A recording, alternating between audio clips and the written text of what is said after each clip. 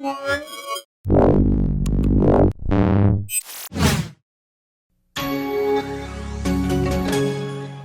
guys, Nicole Scott here from Mobile Geeks, and here we have Sasha Pallenberg. That's me. And we're at the Samsung booth at CES 2014. Actually, we're in the Samsung Smart Lounge. Oh, the Smart Lounge, right across from the booth. All about the details. All about the details. So it has been a really, really busy. This is day 2? It feels like it is months 2. Week or months 2. No, it was really busy. Yeah. We kind of worked the central hall yesterday. Yeah. Or let's say the team did this because I wasn't even there. Yeah. And today we've been kind of all over CES. That was quite interesting. But my favorite of the day has to be what Corvita got up to, because she went to go see Toshiba, and they had a really good concept design. Was that was this 5-in-1? The 5-in-1. Wow. They're calling it 5-in-1. 5-in-1. The shape-shifting PC. Oh my God. It's all about the marketing, I tell you that.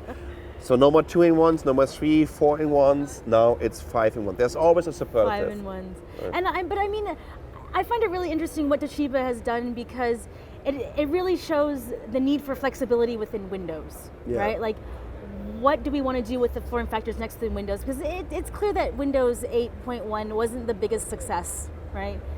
It needs a little bit of work.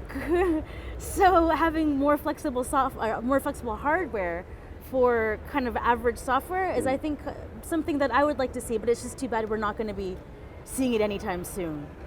No, we won't. And you know what? Actually, sometimes I think, is this kind of feature overflow actually something that we want, or don't we just want to have a very straightforward good ultrabook or a good notebook, right?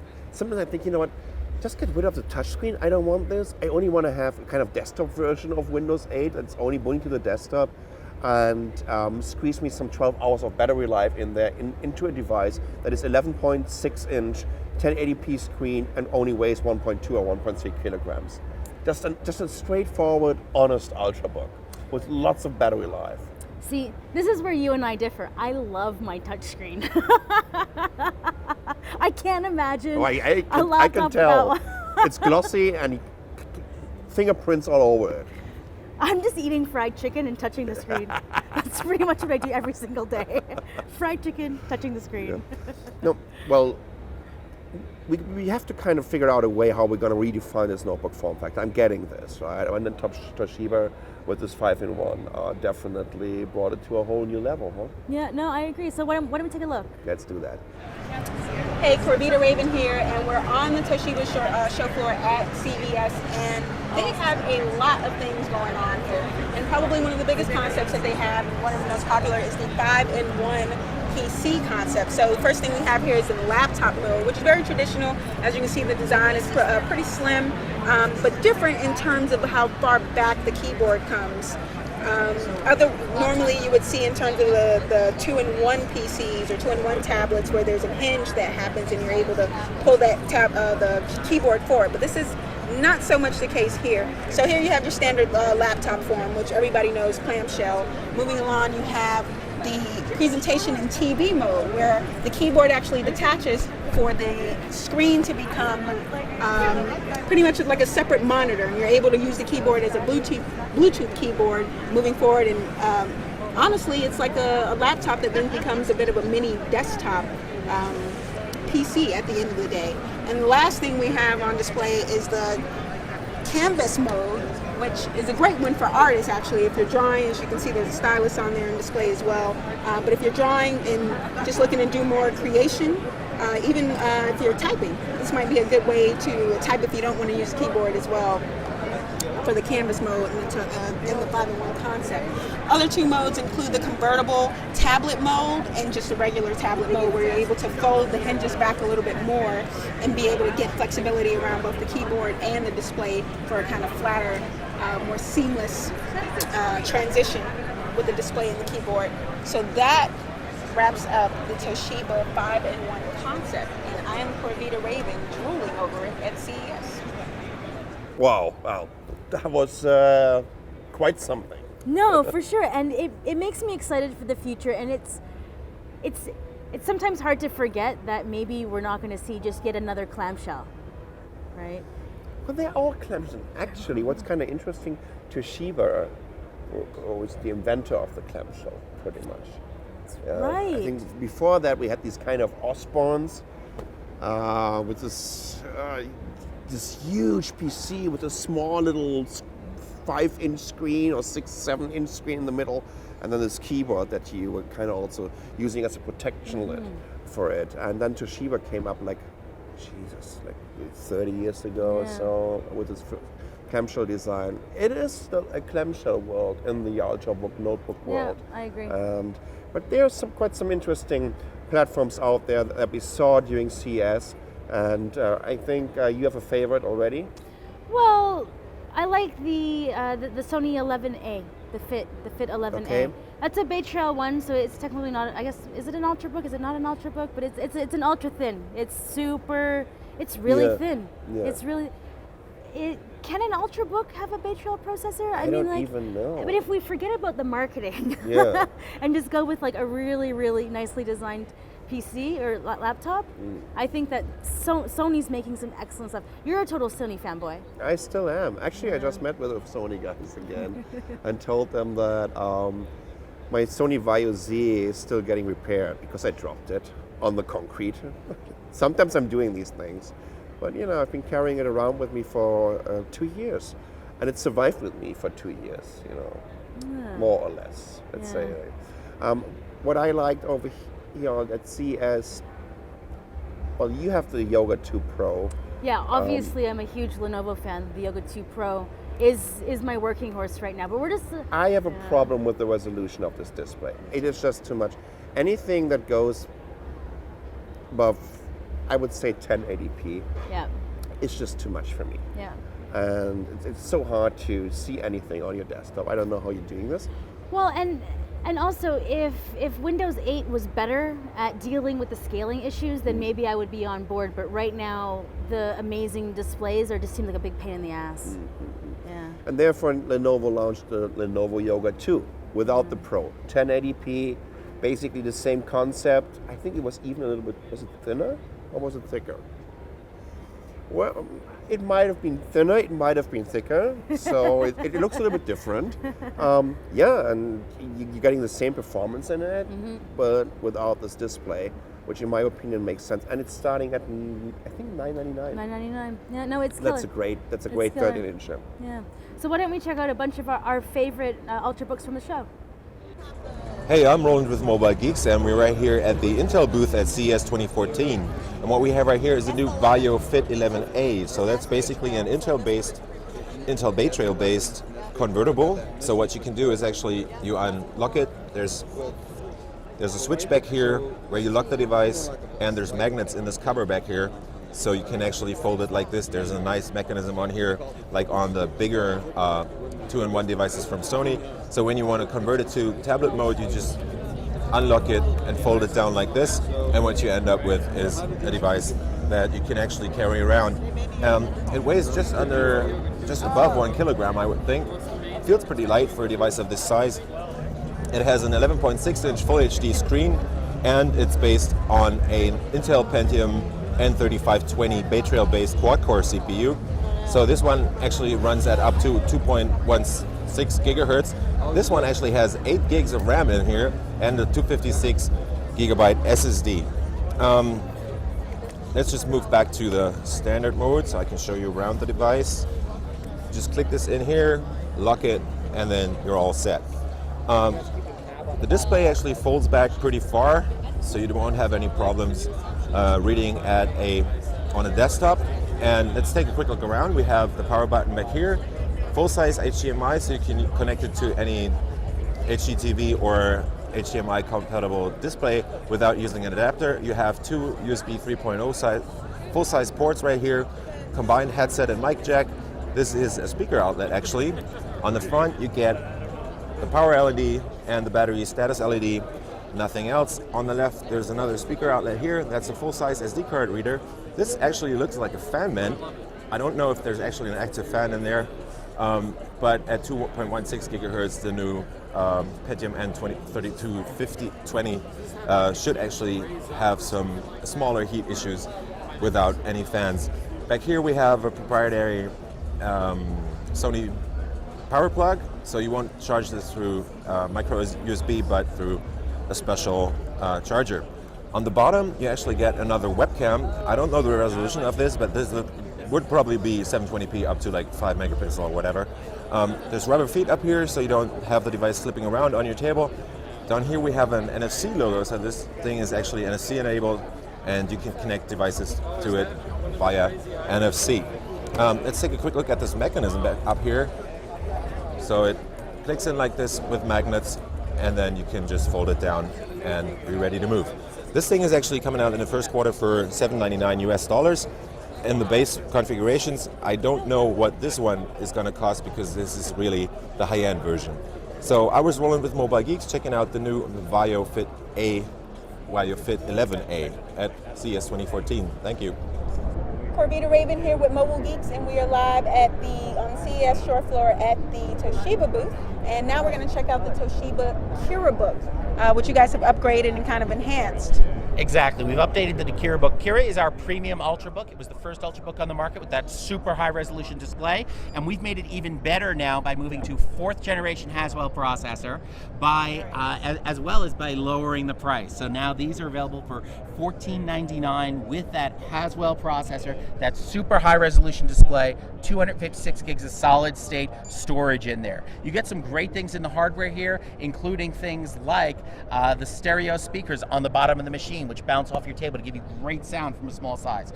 Full-size HDMI, multiple USB 3.0 ports, as well as a 2-year platinum service plan. So we actually have enhanced service plans if you ever have any difficulty with the machine, as well as 2 years of the Norton services, anti-theft, internet protection. All of that is included with that unit. Cool. And so it this is also has the standard SD card.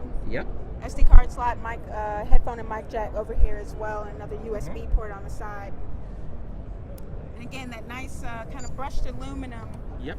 This one, in this case, it's a magnesium alloy chassis, which is the material we've been working with for well over 10 years in ultra portables. That's really lightweight and really durable.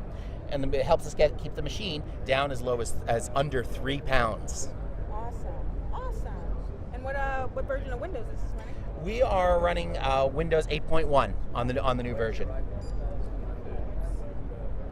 Cool. Full-size keyboard, backlit keyboard as well. Exactly. Kira is really about that luxury experience, that premium experience with an Ultrabook, and giving you that best possible experience on there. Hey, Corvita Raven here from Mobile Geeks, and we are about to take a look at a 4K laptop, Satellite P50T. Correct. From Toshiba.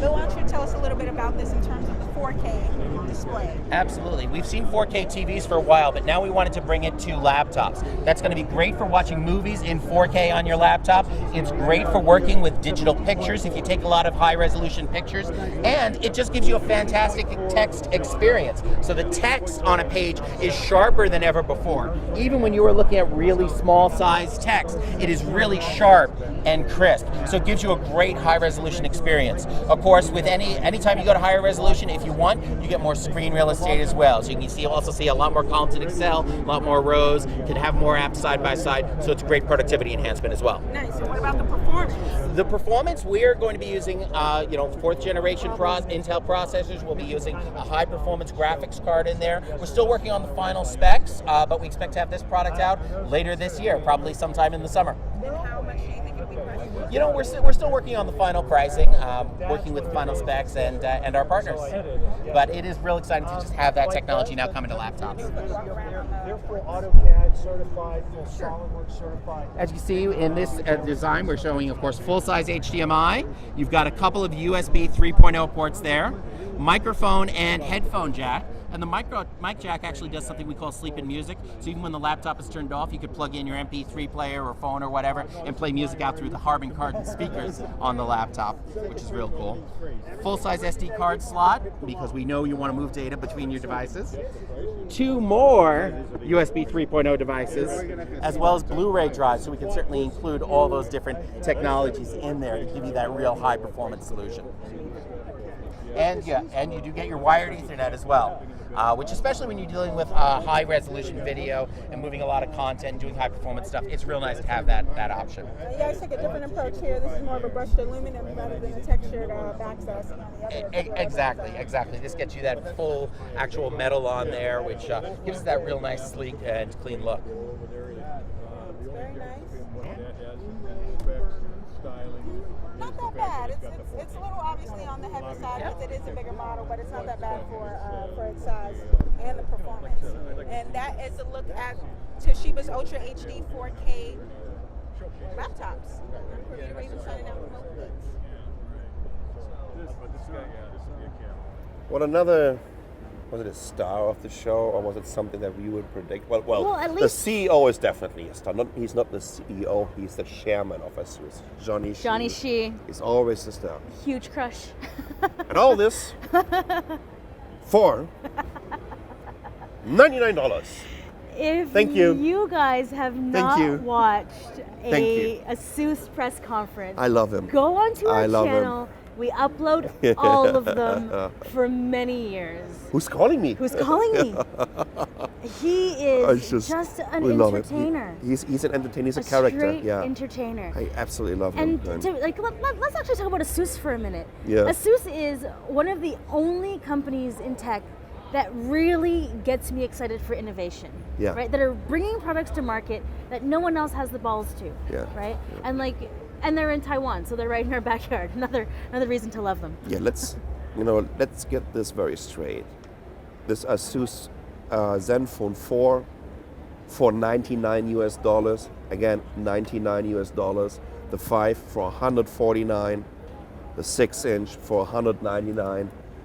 These are such disruptive devices. First of all, it's the very first smartphone from a premium OEM that goes below $100. That is just absolutely amazing. The build quality is great, the design is great, the colors are great, the performance is good. It's just stunning to see that this is coming from a company like ASUS. And then we have the 149 if you need a little bigger screen, a little bit more horsepower. And then for $199, a 6-inch beautiful phablet. So, oh my goodness. Yeah. It tells you also a little bit about the smartphone market, the Android smartphone market in general. So we will see a huge price fight in this category below $200. That's the next battleground. And the hardware. And the hardware. It's running Intel. Well, it's an Intel SoC in there. It's an Intel SoC. It's not built on an ARM architecture. Yeah. It's an x86 in there. And now we can just speculate. Is it subsidized somehow? I don't think so anymore, right? Yeah, I think because they're you can't. capable of building these SoCs at a very, very competitive price point. That's really interesting that ASUS is really the company that's pushing this forward. They're the company that broke the mold on the argument against x86 versus ARM. Yeah. And that ARM architecture was always going to win because it was cheaper, right? And they couldn't have this price fight. And now it's here, and a $99 smartphone by a premium OEM. Yeah. It's interesting news here at CES. Well, let's face it, there are a bunch of benchmarks where it's just driving circles around some ARM architectures that are out there. And again, we're talking about platforms that cost below $200. This is, oh my God, the game is on. I like that. I want to see more competition. I'm just sick and tired constantly reviewing the same architectures. I'm also in the same way sick and tired of constantly reviewing the same architectures in the notebook space, right? Yeah. We need some more competition. We need like different technologies in there and different angles on it. That's why I also have to admit that I love Chromebooks, right? This is somehow different. But let's talk about Android again, and let's go back to ASUS, because I think what the Transformer book Duet. The Duet. Most exciting product of the show, full stop. Full stop. For me, just the imagination that it created in my mind. I mean, we've already seen this dual OS with the Trio, right? Yeah. Which never came to market. Or it did, but I couldn't find it for sale in Taiwan, even though Some it's people got a hold of it. Some people got a hold of it, not us. Some say that they are out there. So, like, it's not a new idea that I'm inspired by, a Windows and Android dual boot operating system. Yeah. But when you see the Duet, it kind of made me think, like, what kind of applications could be built, right? What kind of ecosystem can you create with 2 operating systems on one device? I mean, as a developer, you look at it and you go, well, if I'm targeting this kind of new ecosystem and I build for Android, then I don't just have to consider the Android ecosystem, you have to consider how that app is going to compete against an app that exists within the Metro UI in Windows or the desktop UI in Windows, right? And how is this going to fit in, right? So how exactly do you target that when you have basically 3 different platforms to deal with in one system? It's exciting, right? And I don't have any answers for that, and I feel like the developer who comes up with that first is gonna win the big prize. It's not only exciting, it's pretty much a big challenge for not only for the OEMs that are building these devices, for somehow, can I say that, even a challenge for Microsoft? A huge, they have the most to lose. And I love that they're completely silent. There's no commentary at all about this, this announcement here at CES. I'm not sure if Microsoft is happy about this. We saw this already, again, with the Trio. We also saw this with the Samsung Artiv Q. They also had this. Well, listen, Microsoft, you know what? You can just change this. It's that simple. You just need to make sure that finally Windows 8 or 8.1 is getting positioned in a proper way, that people are getting educated about it, and that you finally excite developers creating tablet applications for the Metro UI, the modern UI. Right, and we are Windows users, right? Yeah. We're not haters. Yeah. We're not ranting about your operating system because we hate it. No, we don't. We actually really like this. The problem is Windows 8 and 8.1 still wasn't capable of finally making this transition. This merger in between mobile and the traditional desktop, it's not there. It looked like, it's like an empty, I don't know, it's like a weird hybrid that we have right now. It's completely segmented. Yeah. Right? I mean, it's 2 things that live in the same house, but they don't talk to each other, right? Yeah. It's like a bad marriage, right? But the thing that I need Microsoft to do is come up as an alternative, because when you look at Android and you look at Apple, when I'm making, say, tablet recommendations, right? So Samsung actually had their Galaxy Tab Pro, which I think is a really good large form factor tablet for business and productivity, right? Samsung has done a good job at creating, different ecosystems within it with their own customized software. But the thing is, when I'm giving recommendations and I have to choose between the Air, you either give all of your data to, or exist in a walled garden for Apple, or you're giving all of your data to Google, right? And Microsoft has the opportunity to come up as a third player where your data is somewhat Or with safe. Microsoft. Or with Microsoft. Or with Microsoft. I'm not sure about the safe thing. It's just somewhere else. It's right? just somewhere else. Your data isn't lost, just someone else has it. Always keep that in mind. Yeah, I agree. It's this alternative. It's kind of weird that we are saying, Microsoft could be the alternative. We're not saying Android or iOS can be the alternative, right? We already turn it around. Yeah. Which is a little bit scary. And once again, we love to use Windows. We switched over to Windows desktops now in our office.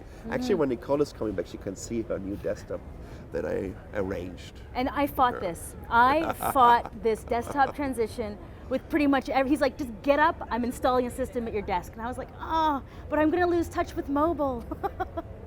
I mean, I see now the necessary place of desktop in the mobile ecosystem, right? I see how we're leapfrogging our purchases through mobile and through laptop, and that having a desktop is like creating a private cloud and having an anchor point for all the rest of your technology, right? So I am totally back on board, but I think I am more back on board with like the Nook, right? Intel's next unit of computing or whatever the Gigabyte Bricks was built on. Oh, we're using also a Bricks Pro over here on the shelf. Yeah, we have a Bricks that we're editing these long form factor segments on. The long form factor. The long form factor. We're going the long way. That sounds like you. That sounds like something from this this AVN show. Oh my God. That's not what I was thinking. Do you have more of this long form factor segment here for this award show? No, I hear you. It is interesting to see devices like the Duet, like the Trio, like the Ative Q from Samsung, the Sony. Oh my God! Wait! The Sony slider Oh yeah. could also do yeah. this, right? It could also switch over to. Could it? No, I don't think so. No, I don't. Not? Oh, Sony that's also something we have- have to look up. I don't think Sony came out with one. Maybe I completely screwed this one up. I'm not sure. I'm not sure. So- I think they might have, yeah. Yeah. I think, Not, but they launched it not, already yeah. last summer. Yeah, Right. a while ago. So, once again, listen, Microsoft, this is happening, right? This is happening in your front yard, right?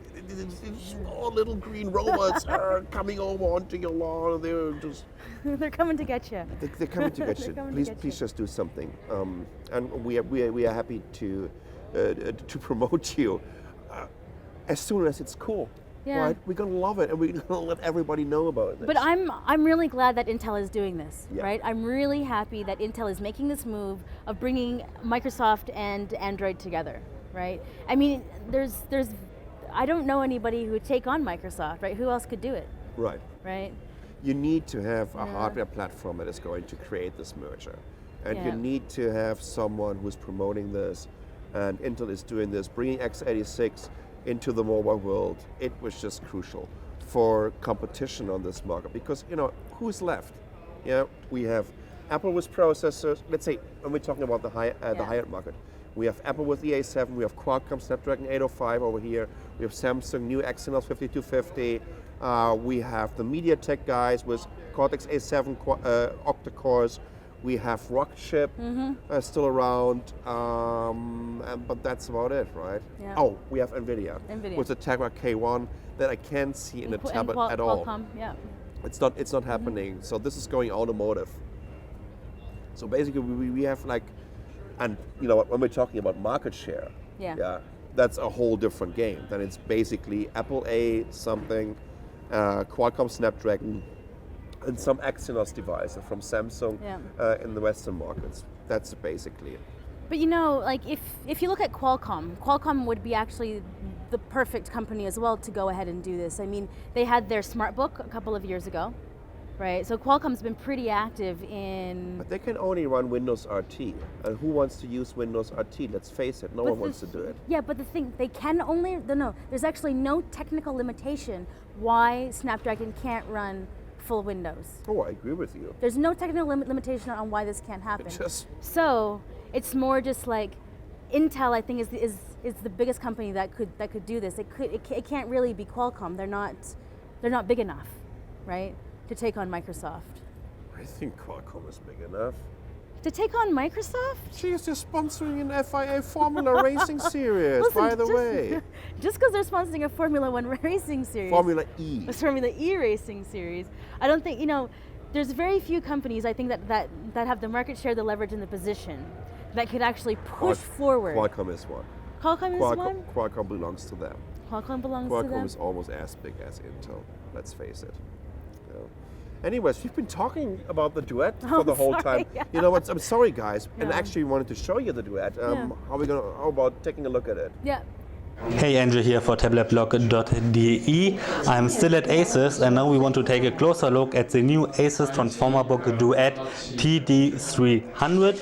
It's a new Ultrabook convertible, however you want to call it, and it's actually quite interesting because it runs Android and Windows 8.1.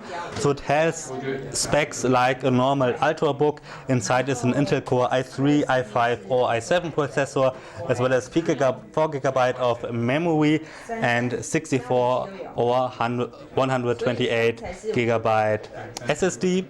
But inside the dock there's actual real hard drive, not an SSD, a normal hard drive. And you can get that with 320, 500, 750 or 1 terabyte. So you've got quite some options, and if you go very high, I'm sure you will pay quite a lot for this design. So let's quickly go around the device. This is a 13.3-inch display. The resolution is 1366 by 768, so it's not full HD, but 720p at least. Then we've got a webcam here on the top, nothing else. And if we go to the side here, we've got nothing. And on the bottom, we've got a Windows button. Then the ports for the keyboard dock. Then we've got here the power plug, a headset port, and nothing here. Then on the top we've got a couple of fans because we've got a Core i processor inside. Then we've got a power button, a rocker switch for the volume, and nothing on the other side, and no camera on the back. I mean, you don't need it with a 13.3-inch device. It's actually quite heavy in one hand, but with those specs it couldn't be much lighter. So let's go around the keyboard dock. As you've seen, we've got no USB ports on the tablet itself, but we've got a USB 2.0 on this side and a USB 3.0 port on the other side. There's also an Ethernet connector, a power plug, and an HDMI out. Nothing on the back. It's a standard chiclet keyboard that we know from other Ultrabooks from Asus, and there we've got the little Android key to switch between the operating systems. Okay, this is a quick hands-on with the Asus Transformer Book Duet TD300. I'm Andre for tabletblog.de. Thanks for watching. Hey guys, Sasha from Mobile Geeks here. We're taking a very first look at the new Asus Zenfone 4, which is an amazingly inexpensive smartphone from Asus that they just launched over here at CES 2014. It's based on the Intel Atom Z2520, so that's an x86 dual-core processor, and it starts at $99 US. Weighs only 150 grams. You can tell right away when you're holding it in your hands. It's just so light. And in terms of how thin it is, it's in between 6.3 and 11.2 millimeters. You can see it's a little bit curved on the back, which makes it really feel good in your hands. Besides that, it's coming with 1 GB of RAM and has 4 GB of internal storage that you can upgrade with a micro SD card. It's based on Android Jelly Bean 4.3 and will get an Android 4.4 update very, very soon. At least that's what they're stating here. And it's also using the Asus Zen UI, which is a customization of Android, but you know what, actually without really screwing the almost vanilla experience of it up. There's a 5 megapixel camera on the back, and there's an 0.3 megapixel camera on the front, and it has an 1170 milliampere hour battery. Can't tell you anything about the battery life. It comes in black, white, red, blue, and yellow. Actually, you can see it over here in the back. Oh no, well, almost. These are the accessories, of course.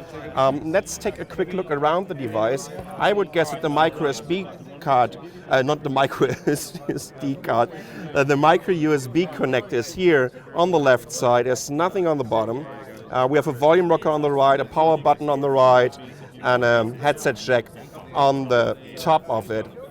And you can see this Intel Inside logo on the back. So it's quite impressive to see that Asus is launching this amazingly inexpensive line of new smartphones. They're all called the Zenfone. This is the Asus Zenfone 4, the Asus Zenfone 5, a very inexpensive 5-inch smartphone, which starts at $149 US. It's based on the Intel Atom Z2580. It's dual-core 2 GHz x86 processor, and it's running Android Jelly Bean 4.3. It comes with 1 GB of RAM and has 4, 8, or 16 GB of internal storage that you can also upgrade with a micro SD card. Let's take a quick look around the device, which comes again with a 5-inch display, 720p is the resolution. There's nothing here on the left side. We have a micro USB on the bottom. There's a volume rocker, a power button here, a jack for your headset, and a microphone here on the top. And then there's a camera on the back, which is an 8 megapixel one using the Asus Pixel Master technology. technology where they're using a 2-megapixel camera on the front. It only weighs 144 grams, which is like feels super light. And you know what I also love is you can see these concentric circles here on the front a little bit. So this is ASUS design.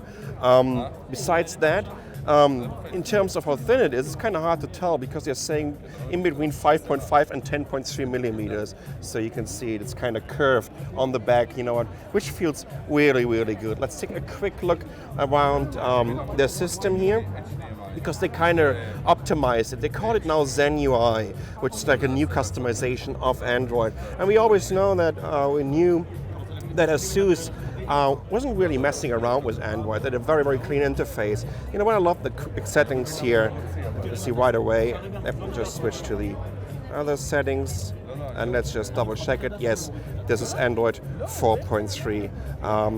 It's this kind of iconic ASUS weather widget here. And besides that, it feels pretty much almost like a vanilla experience of Android. And as you can tell, it is blazingly fast. Once again, this is $149. I would guess for the 4 gigabyte version, and then you should kind of expect that the 8 gigabyte will be $179, and the 16 maybe $199 or $229. So this is a quick and dirty look at the new ASUS Zenfone 5 and the ASUS Zenfone 6. That's a nice new tablet that they just announced over here, and I think this is also not only based on the Intel Atom Z2580, because compared to the Zenfone 5 and the Zenfone 4, which are using the 2520, this is using the 2580. That means you're getting a dual core with 2 gigahertz clock speed. It has 1 or 2 gigabytes of RAM, depending on which version you're getting, 8 or 16 gigabytes of internal storage that you can also upgrade with a micro SD card. It's based on Android 4.3, and they're using the so-called Zen UI. So this is a customized version from ASUS, but still, you know, they're not really messing around with it. It's still very clean and almost like an Android vanilla experience, as you can see over here. Well, unfortunately, this one didn't really work that well now. I don't know who was playing around with it earlier. Here we go. Finally, it's just very fast, right? And let's just go back here. Oh, here we go. So let's take a quick look around the device, which also sports. This should be a 2 megapixel camera on the front, and there's a 13 megapixel camera on the back, which is using ASUS Pixel Master technology. You know what? Let's actually just check this out, because it should also come with this nice little burst mode. Saw that? Woohoo! Well, I guess I'm still kind of shaking, all right? Anyways, let's take a quick look around this. There's almost nothing here on the left side. There's a micro USB connector on the bottom, power button on the right side, volume rocker on the right side. There's a headset connector on the top, microphone here. That's a 13 megapixel camera on the back. What about the battery in there? They say it's a 3230 milliampere hour battery at 3.75 watt voltage or ampere voltage. It's offering you like 12 to 13 watt hours. So this should be good to easily get you through the whole day. It's also very light, well, compared or in relation to how big it is. This is like 200 grams. And it's in between 5.5 and 9.9 millimeters thin. As you can see, it's also curved, which feels very comfortable when you're holding it in your hand. In general, I think, you know what, ASUS absolutely killed it with it. Once again, the pricing, I think this one was $199, wasn't it, James? What was the pricing for this one? $199? $199? Yes. Okay, so $199 US, and I think this is very competitive for a 6-inch tablet. By the way, last but not least, I should maybe also let you know about the resolution. So this is a 720p device. It's not 1080p, but somehow they really have to justify this price point. But once again, I've never seen a tablet of this build, quality for this price point. So if you can sacrifice a little bit in terms of the PPI here, going to a 720p display, I think you're getting an amazing device for this price. $199 for the ASUS Zenfone 6. I'm Sasha from Mobile Geeks. Thanks for watching. So guys, this was day I forgot about it. This is day two. Day Our two. brains Day are two. totally fried. If you guys could see the show floor, you would understand why we might die right now. We might die. We might just die. We still have 2 more days. We still have 2 more days. So tomorrow, I think we're going absolutely ballistic on automotive. Yeah, we're going all in on cars. There's been a lot of really interesting car announcements. And if you're looking at the future of mobile, it's the car. If you live in Las Vegas, you better stay home tomorrow, I tell you that. Because you might even gonna drive around. No, I'm not sure. Or at least wear your safety helmet then. Right? Or use the public transport system. Don't go out on the streets. Don't No, do it. seriously, the North Hall over here is just packed with car manufacturers. We have Ford, we have Chevrolet, we have Toyota, we have Mercedes, Audi, BMW, they are all there. You also have all kind of accessory makers, tuning and connected cars, QNX, very interesting. These guys with decades of experience and a history of embedded Linux system in an automotive environment. They've been showing us an amazing dashboard. I'm absolutely in love with it. Plus it's open, which is crucial for the automotive sector. We're going to talk a little bit about this new Open Car Alliance. Oh, I forgot about this already. Yeah, I think it's the Open Alliance. What Google started, and what kind of manufacturers might join, what manufacturers might not join. That might be quite a topic tomorrow. And therefore, Well, do you have anything left to say? Or did I just completely talk over you? No, but I need to get a drink, so we may just wrap this up. It's Las Vegas after all, right? It is. We are going to a show tonight, by the way. We're going to see Absinthe. Yeah, I might even going to have one after this. It's the steampunk Cirque du Soleil. Yeah. Are That's you why jealous? Are you guys jealous in there? That's why I'm wearing the glasses. The glasses. I'm wearing glasses anyways. So make sure you come back to tomorrow to check out our huge automotive section. The manufacturers have made it really clear that they're aggressive into tech, right? And that they're looking to partner and pair, and it's not just with our phones and each other, but with developers and the consumer. It's actually refreshing to see the way that they're kind of approaching things a little bit differently this year. And it's exciting. It's an exciting moment in tech. It's going to be day 3. Thank you so much for watching and supporting us throughout the CES, and especially day 2 right now. This is Nicole Scott. This is Sasha Pallenberg. Thanks for watching.